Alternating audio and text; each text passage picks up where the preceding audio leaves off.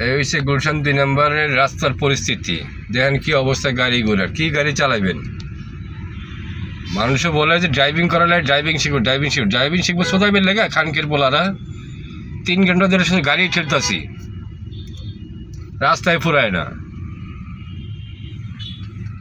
কবে যেগুলো তো মুক্তি পাবো ওই ড্রাইভিংতে।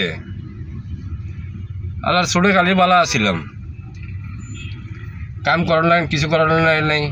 বাপের হোটেলে খাইছি, মার হোটেলে ঘুমাইছি। এখন বুঝো কেমন লাগে।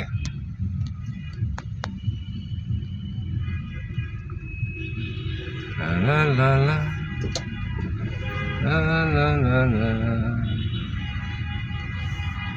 লা লা লা লা।